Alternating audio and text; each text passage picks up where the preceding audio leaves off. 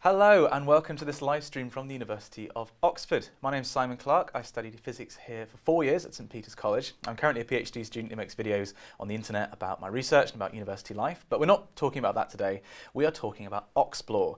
Oxplore is a new website from the University of Oxford that's the home of big questions. Questions such as, would you want to live forever?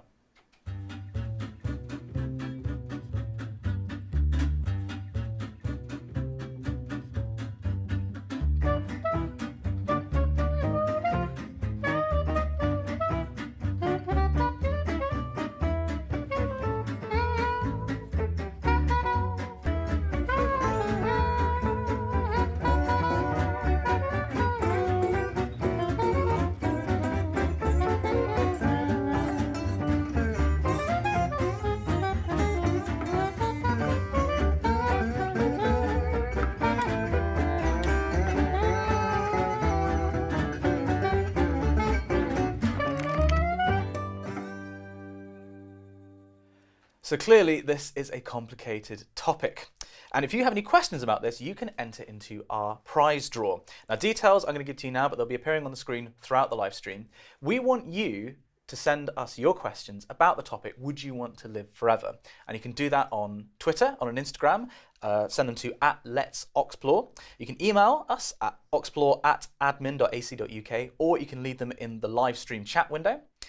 Enter until 9 AM tomorrow and the winner will receive some book vouchers and we'll be answering some of your questions live on this live stream. Fortunately, I'm not going to be answering your questions because I'm joined by a wonderful group of experts from the University of Oxford. I'd like to introduce Professor Alison Willard, Dr. Jonathan Jung and Dr. Cressida Ryan. Perhaps if we introduce ourselves. So Alison, would you like to start? Tell us about what you do here. Hi, it's great to be here. So I'm a geneticist and I'm based in the biochemistry department here at the University of Oxford. I'm interested in how organisms age, and in order to do this I use a tiny worm called C. elegans to help my research. Thanks for tuning in. I'm Jonathan. I'm an experimental psychologist and an anthropologist, which is to say that I study why humans do the things that humans do, why they behave the way they do, why they believe the things that they believe, why and how they feel the things that they feel. And one of my main interests is in the role of the fear of death in all of this, in whether or not the fear of death motivates us to do and believe and feel the ways that we feel. Cressida? Hello. I teach Greek for the Faculty of Theology, so I teach the language of the Bible, but I'm also a classicist by training, which means I study the Greeks and the Romans, particularly Greek tragedy and the big questions about life and death that brings up. Well, thank you very much for joining us, everybody. And if you have questions for any of our experts, do send them in to us in all those things on Twitter, on Instagram, and in the chat. But to begin with, I have a question of my own. I think, Alison, perhaps the first question we should ask is it even possible biologically to live forever? That's a really great question. And as with a lot of biological questions, the way to go about answering it is to look around the world and see what other animals do. And there are some remarkable variations in lifespans that we can see around us. And some animals live for a really, really long time. So good examples of that are the red sea urchin, which lives for over 200 years. Recently a clam was discovered and it was called Ming the clam because it actually was born during the Ming dynasty, so it's over 500 years old, and unfortunately it died while the scientists were trying to work out quite how old it was, so that was quite sad. The Greenland shark that lives over 400 years, so lots of sea creatures have very long lifespans, but it's not just sea creatures. So if we look to the land we can see the Galapagos giant tortoise, which recently there was one that lived for 152 years, and my favourite I think is the naked mole rat. So if you look at pictures of the naked mole rat on the internet, you'll see it's not the most attractive creature, but it has the remarkable ability to live for a lot longer than you would expect. So most rodents, like rats and mice and so on, live for only a couple of years. But the naked mole rat can live for about 40 years. And so scientists are really interested in finding out what it is that naked mole rats do or produce that makes them live so much longer than you would expect. But I guess the most famous long-lived organisms are probably organisms like jellyfish, which are, some people say they're immortal because they actually show no signs of aging. And so the species of jellyfish that's been most looked at is Toriptosis dormii, and it lives for such a long time because basically it regenerates itself. So these animals have the remarkable ability to sort of reset the clock, and they can go backwards in development and go to their juvenile forms and start all over again. You could ask the question, is that the same as living forever? I always think it's a little bit like having a broom, where you could break the brush and get a new one, and then you could break the handle a few weeks later and get a new handle. So have you really got the same broom? You've regenerated your thing that you think is your broom, but actually is it really the same? So as well as the jellyfish, there's also the hydra that have this amazing regenerative capacity and can live for a very long time. In fact, scientists can really find no visible signs of aging in the hydra. So that's probably the longest lived organism. Okay, well, if you have any questions to follow up on that, Alison, do send them in. Next, I think if we move to a slightly different discipline, Cressida, can I ask you, that's the biological perspective. We believe in immortality from the biological perspective. Did people believe in immortality more in the past?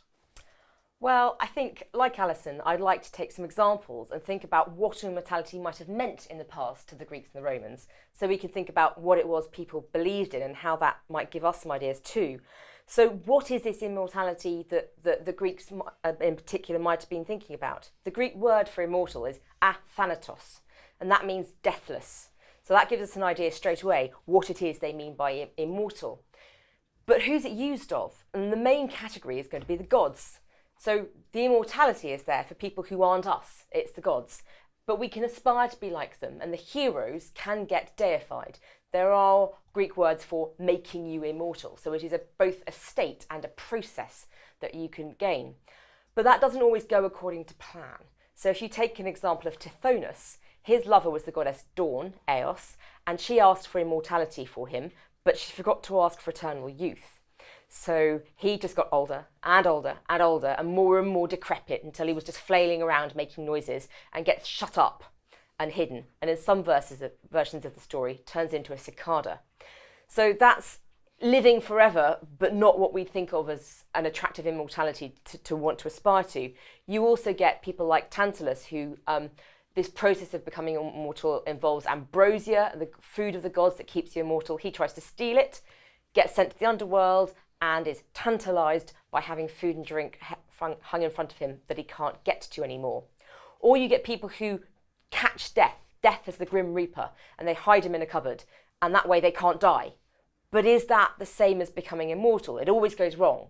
Death gets freed, the wrongdoer gets punished. They're going to go to the underworld and be dead.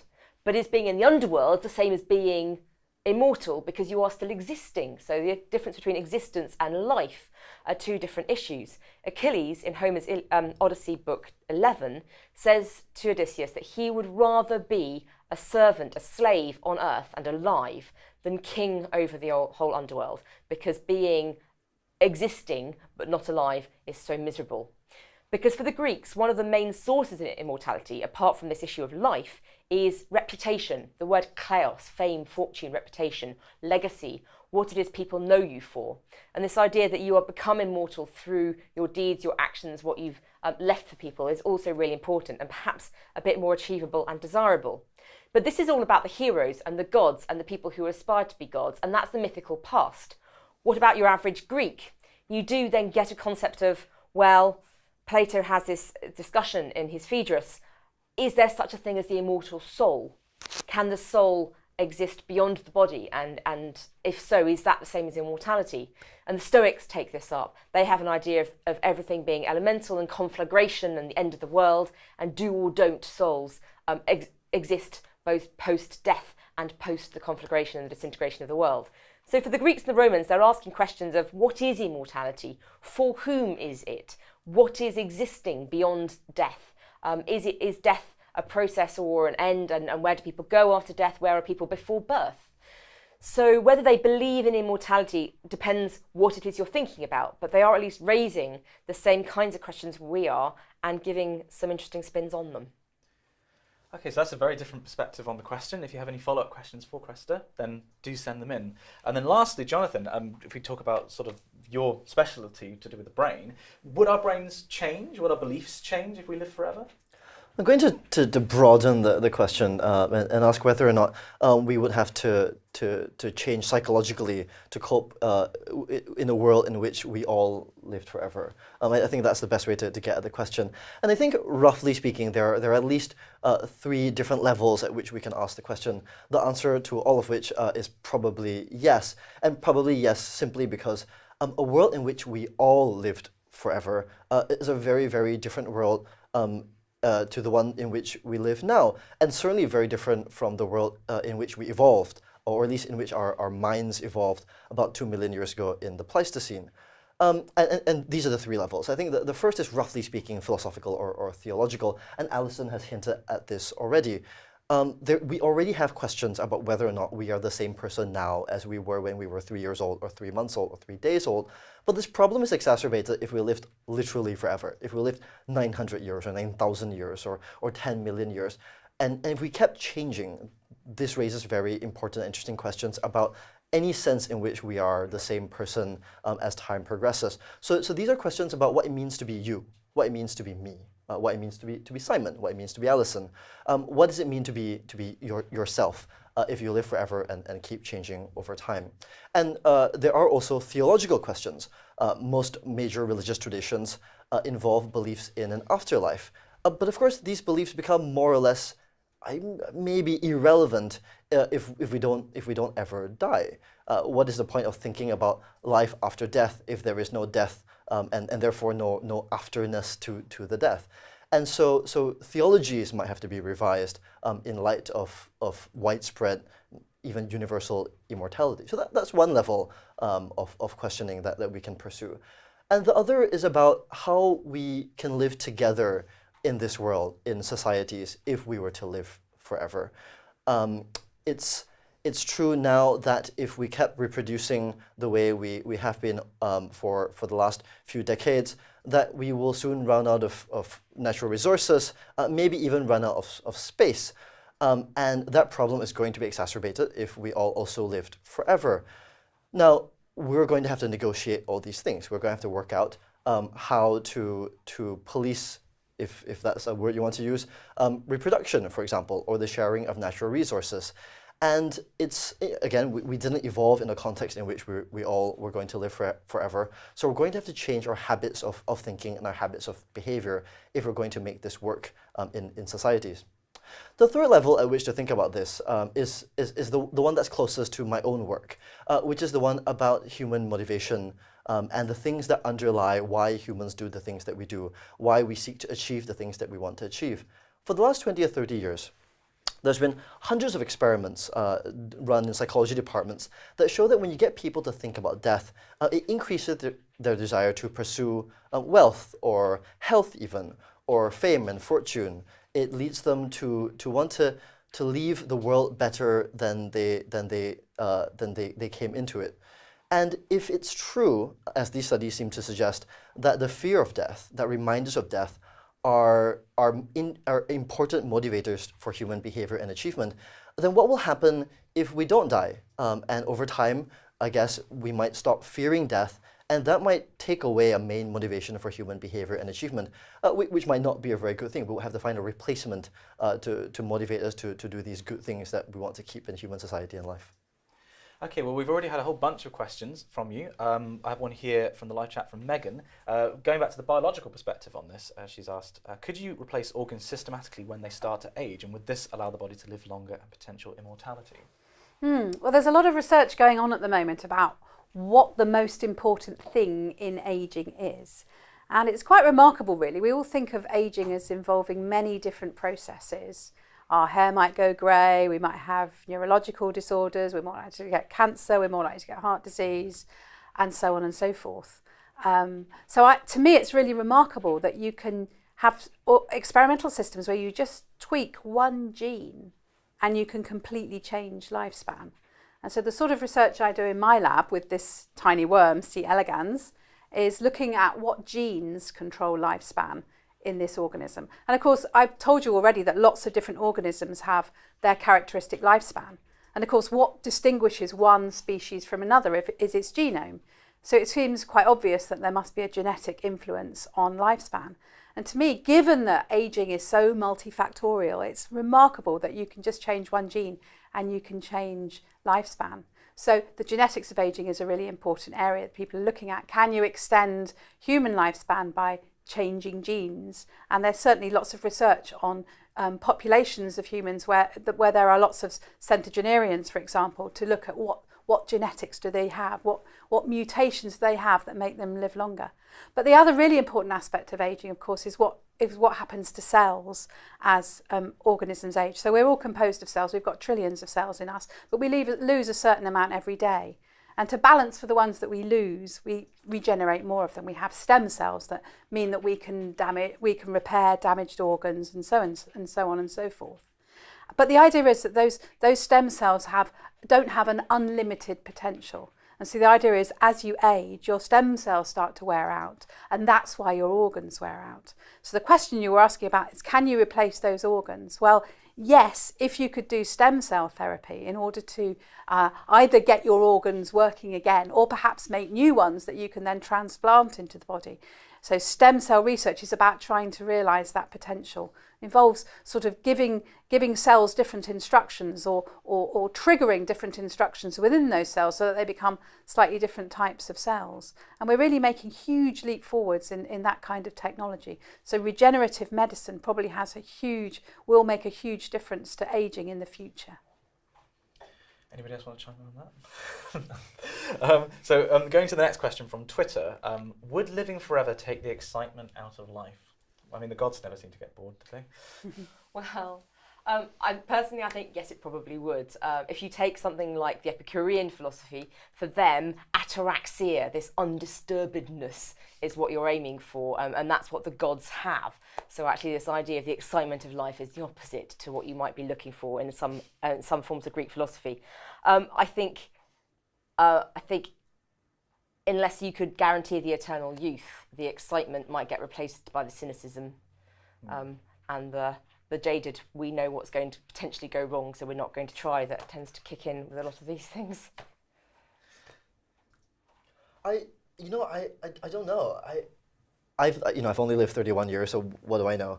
But the world is a big and wonderful place. And given some caveats that at least I will be youthful, that I'll have access to information and resources, the idea that I might lose the excitement about the world seems unlikely to me, I guess, given how amazing and wonderful the world is, given how much that we just don't know yet about the world. If I can keep doing science forever, that would be kind of great.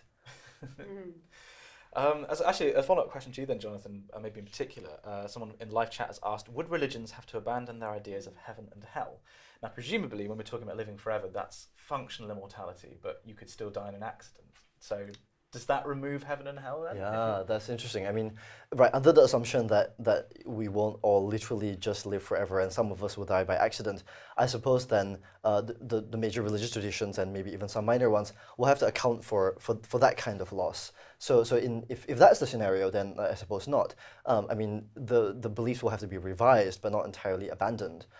Certainly, I'm not even sure that if we all just live forever and are impervious to all harm, I'm not even sure then that religious traditions have to totally abandon notions of heaven and hell, because major religious traditions like Christianity have notions of an end of history, an end of time, and we can still talk about the end in that kind of way, even if individual people don't die. It might be that religion has something to say about the end of all things. And there must be an account of that. So I think maybe religious traditions have to revise their view of the end and emphasize different aspects of the end. But I'm not sure they have to get rid of them altogether. Doesn't this partly depend on what you think is existing? So that if you've got, for example, reincarnation and you get people going through multiple identities, multiple iterations, then you never really needed heaven and hell except as holding pens in the first place. And you've got this idea in the Aeneid, Virgil's Aeneid, for example, where the river Lethe, people drink of the river of forgetfulness and are able to forget any prior understanding of the world they had and can potentially be reborn as a new soul. So that you've got heaven and hell as places of regeneration and reset, but that the you that's existing doesn't have to be the same. So we can live forever, and religious traditions can continue to make space for that, depending on what it is you're conceiving of as living. Yeah, that's true. I mean, were there examples of mortals who became immortal in the mythology? Absolutely. You take someone like Heracles. He gets given immortal status. It helps his dad's a god, of course. He was halfway there. Halfway there. Most of the rest of them, it's things like getting turned into constellations and therefore having an immortal presence. Think about Achilles. He's immortal except for the one important place on his heel where his mother's holding him, which is how he does end up killed.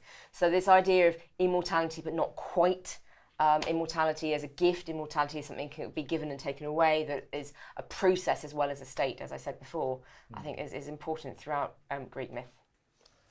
Perhaps a more general question to the panel then. This is from Thomas in the live chat. If everybody lived forever, wouldn't the distribution of wealth become more skewed than it already is? I guess this ties into basically every aspect that we've talked about so far. I'm sure it would. I think the thing that would become really unequal would be disease, your disease burden. To me, there's no point living a long time if you're unhealthy.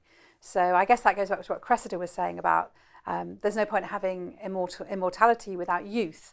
And as a biologist, I would say youth means a state of good health.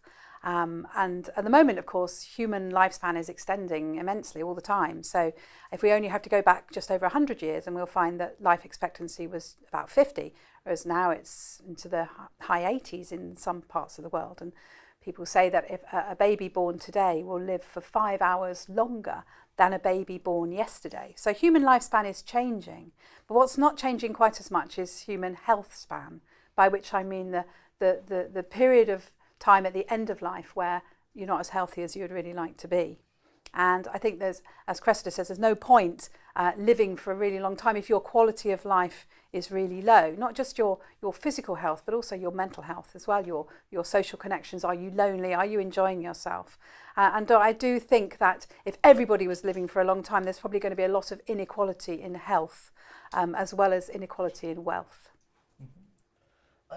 It's really interesting to imagine a world in which people live forever with respect to things like income inequality. So at the moment, one of the best predictors of your socioeconomic status is your parents' socioeconomic status.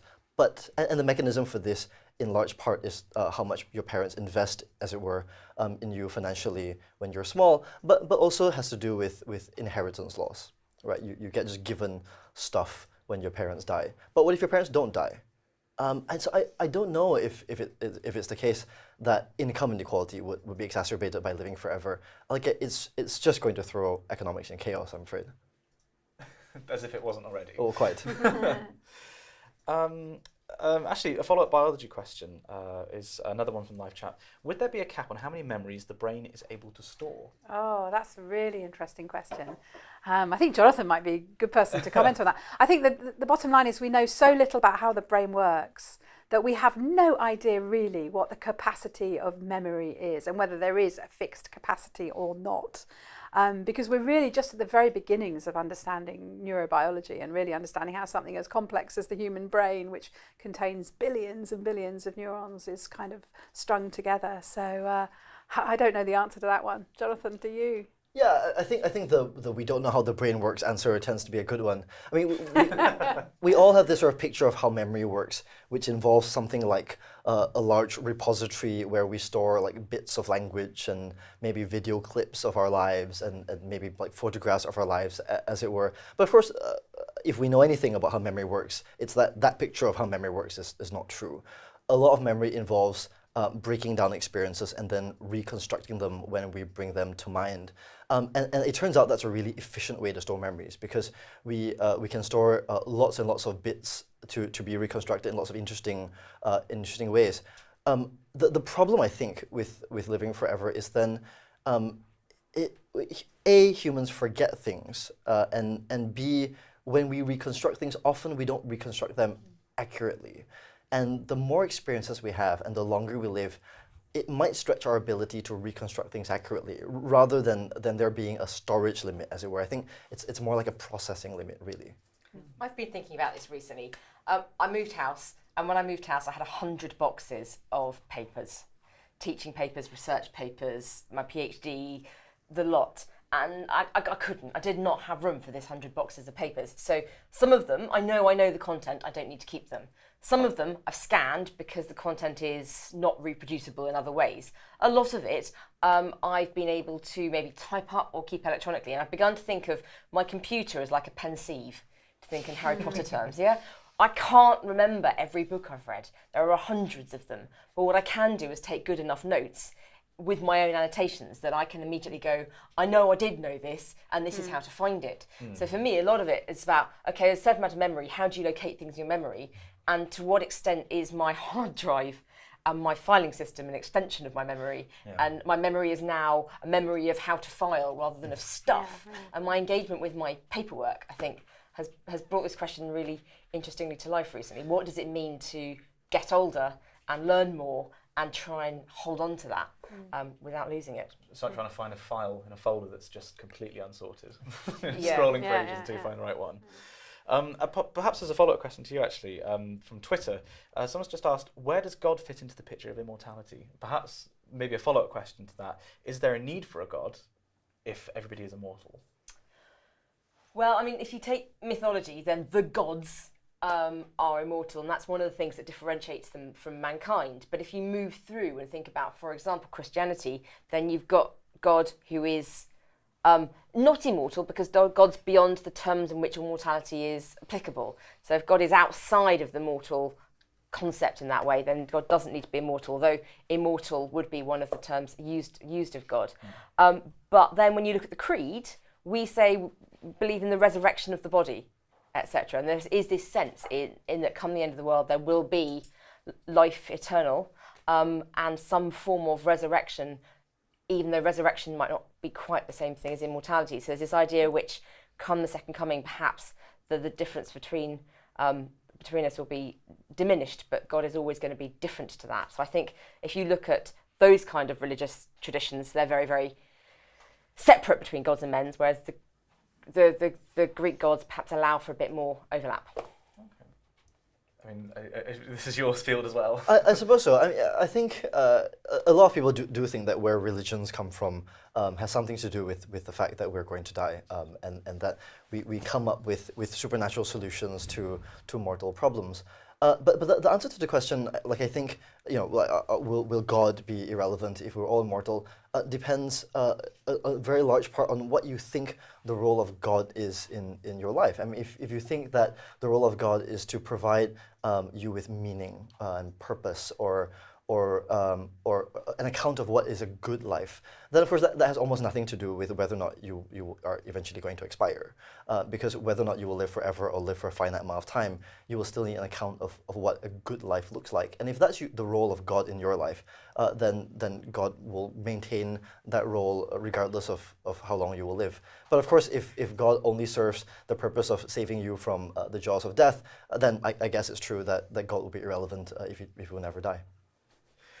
Okay, well, it's 12:30, so it's time to vote. And you guys at home can vote by going to www.oxplore.org/live-stream-vote and follow the instructions there. And you can vote as an individual or as a class. And you can vote in one of four ways. You can vote yes, there's so much I want to do and see and achieve. Maybe, but only if I could stay young forever. No, the world would be a really busy and challenging place with so many people. Or for it depends, a world run by old people will be very different to the one led by the young. And while you're voting and giving your opinion, I'm going to ask our panel for their response. Personally, would you want to live forever? Alison, do you want to start? I think I wouldn't want to live forever, but I think I'd quite like to live for about 200 years, assuming that I'm healthy and that I have lots of friends and an interesting job and I can go walking in the hills. Tortoise as an inspiration, that kind of lifespan. Jonathan? Well, okay, let's assume that we're going to be healthy. Let's assume that I will expire at the heat or like cold death of the universe, so that I'm not just hanging around in metaphysical emptiness forever. Here's the problem, right? Like, I keep thinking, I'll just want 1 more year or 20 more years or 30 more years. But that is likely, I think, to go on forever, in the sense that when it comes time for me to die, I will desire an additional moment or additional year or additional decade. And the reason for that, I think, is because I'm not sure I can imagine an end of a desire to learn about the world. one of the great things about being a scientist is that all our answers raise more questions. And the history of science suggests that this is not going to end anytime soon. And so given the limits that I've provided, that I'll still be sort of intellectually able, and that I will also expire when the entire universe expires, actually, I think I would like to live forever. Lastly, Cressida? I think very selfishly, there's a lot I'd like to do, a lot of places I'd like to go, books I'd like to read, things I'd like to see, but that is incredibly selfish and not sustainable for the world. And so the kind of morality of tourism in that sense says to me that you know what, I'm not sure I can justify my desire to do everything. But what I might quite like is to be able to say, that was a really good decade.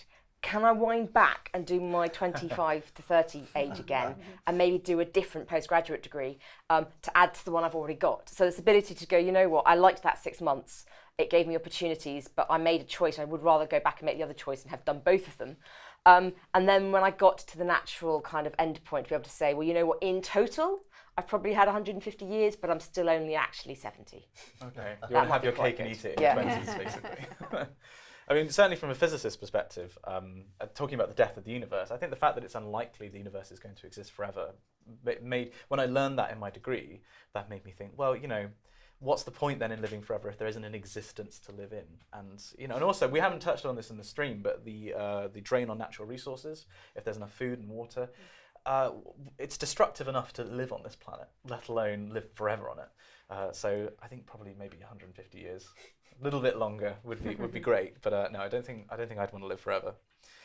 So while we're going to stop live streaming now, you can keep asking your questions on the topic, would you want to live forever? You can keep doing that until tomorrow morning at 9 a.m. and we'll be in touch with the winners who are going to receive some book vouchers. We'll get the results from the vote that we talked about a few minutes ago on social media tomorrow at 11 a.m. And if you've enjoyed this, you can find more big questions on oxplore.org and register for updates and more features. And you can follow us on social media. We're on Twitter, Instagram, and even Snapchat. But for the time being, I'd like to say thank you very much to our panel of experts, and thank you very much for joining us.